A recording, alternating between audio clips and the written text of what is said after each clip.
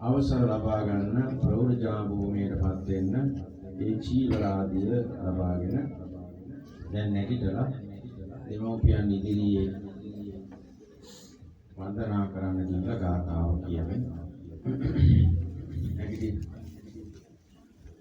තම තමන්ගේ අම්මා ඉස්සරහා වන්දනා කරන්න. දෙපා මුල වැඳෙමින් අම්මට වඳින ගාථාව නල්ල තියන්න බිම තියන්න. නල්ල බිම තියන්න. අපි කියමු.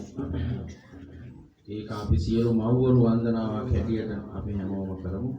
අපේ අම්මලාත් අපි සිහි කරගමු. ලොකහරුවායි. එහෙනම් අපි අම්මට වදින ගාථාව කියමු කවුරු. දස මාසේ උරේ කତ୍වා පෝසෙසි උද්දීපා ආයුදීගං වස්සතං මාතුකාගං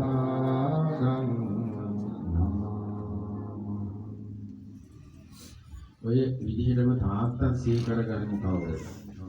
උද්දීකාරෝ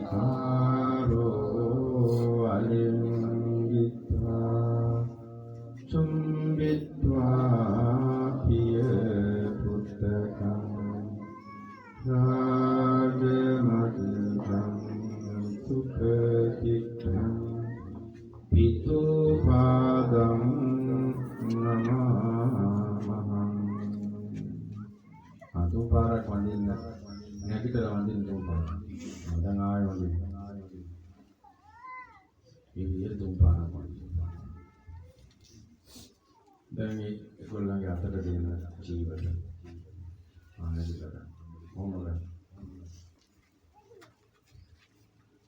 ආරෙන්න පැත්තට.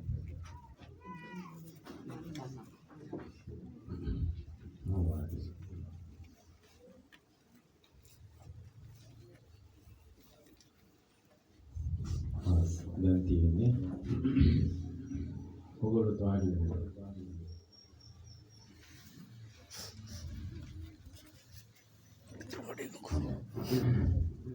දැන් මේ අවශ්‍ය දෙයක් තියෙනවා.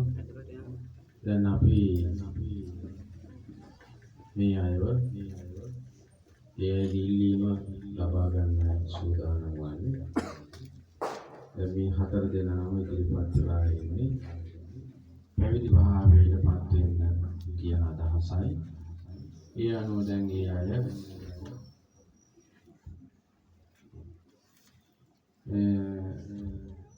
ඔබ හැමදෙනාම දැන් මේ 4 දෙනාම දරුවන් මේ මහා සංඝයා වහන්සේ ඉදිරියේ ඉල්ලා හිටින්නට ඕනේ.